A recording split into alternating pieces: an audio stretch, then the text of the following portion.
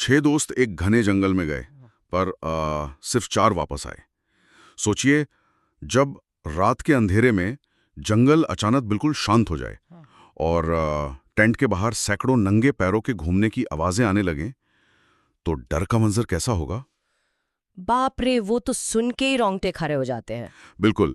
आज की इस चर्चा में हम उत्तराखंड के कालवारी फॉरेस्ट की एक बेहद खौफनाक घटना का विश्लेषण कर रहे हैं।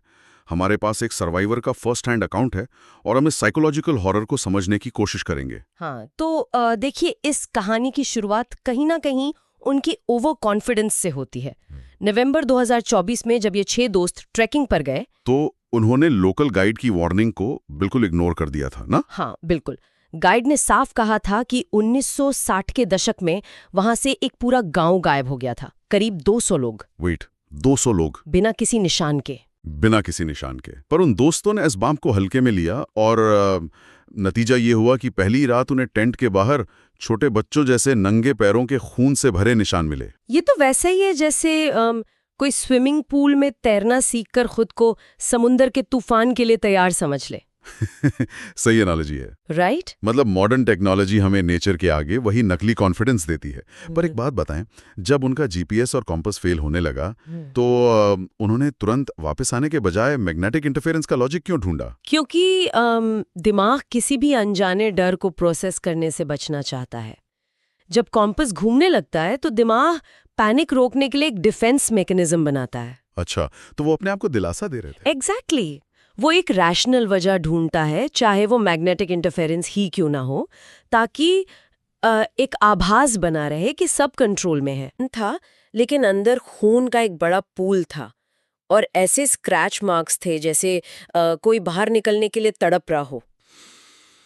हो गॉड, उसके बाद ही वो अजीब एंटिटीज सामने आती है ना? हाँ। ग्रे स्किन, काली आंखें और उनके चलने का ढंग जैसे किसी वीडियो में फ्रेम्स मिसिंग हो। हाँ, उनका मूवमेंट बिल्कुल अननेचुरल था। और सबसे डरावनी बात थी कि उन एंटिटीज ने विक्रम की आवाज की बिल्कुल सटीक नकल करके उन दोस्तों को टेंट के बाहर बुलाया। मैं यहाँ थोड़ा असहमत हूँ। मतलब अगर वो इतने खतरनाक शिकारी थे तो उन्होंने सीधे हमला क्यों नहीं किया?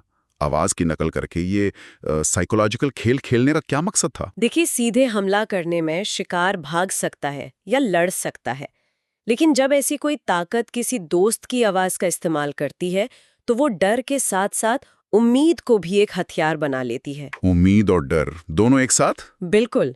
इंसान का दिमाग इस भयानक टकराव को झेल नहीं पाता, और वो मिसिंग फ्रेम्स वाला मूवमेंट भी ना दिमाग का ही एक ग्लिच है। ग्लिच कैसा? जब इंसानी आंखें किसी ऐसी चीज को देखती हैं जो प्रकृति के नियम तोड़ती हैं, तो विजुअल प्रोसेसिंग ओवरलोड हो जाती है। ओह, इसीलिए समीर अपना आपा खो बैठा। हाँ, वो इस मानसिक दबाव को बर्दाश्त नहीं कर पाया। वो टेंट से बाहर निकला और मारा गया। उन ताकतों ने उसके दिमाग को फिजिकली अटैक करने से पहले ही तोड़ दिया था। बाप रे, जब दिमाग इस तरह टूट जाता है तो बस एक ही प्राइमल इंस्टिंक्ट बचता है, जान बचाकर भागना। जो उन बाकी 4 दोस्तों ने किया भी।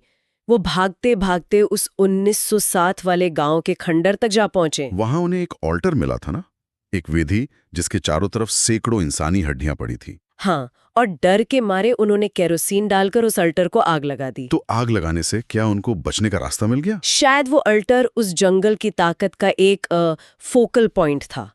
आग लगाने से जो केओस फैला, उसने उन एंटिटीज का ध्यान भटका दिया, या शायद उनका एक साइकोलॉजिकल टेथर तोड़ दिया। Make sense. उसी अफरा तफरी का फायदा उठाकर वो भाग निकलने में कामयाब हुए थे। बिल्कुल। बाद में पुलिस को वहां कोई बॉडी नहीं मिली और न्यूज रिपोर्ट्स ने इसे सिर्फ एक एक्सीडेंटल फॉरेस्ट फायर कहकर टाल दिया। जो साफ दर्शाता है कि लोकल वार्निंग्स के पीछे हमेशा एक कारण होता है, उन्हें हल्के में नहीं लेना चाहिए। सही कहा। अंत में इस पूरी चर्चा से एक बेहद बड़ा सवाल निकल कर आता है। वो क्या? अगर उन दोस्तों ने ऑल्टर को जलाकर उन गांव वालों की आत्माओं को आजाद कर दिया तो आखिर वो कौन सी शक्ति थी जिसका अंत हुआ? पता नहीं। या फिर ये भी तो हो सकता है कि अब उस ऑल्टर के ना होने से कैलवरी फॉरेस्ट उस बंधन से छूट चुका है और पहले से भी ज्यादा खतरनाक और आजाद हो गया है। इस पर विचार जरूर कीजिएगा।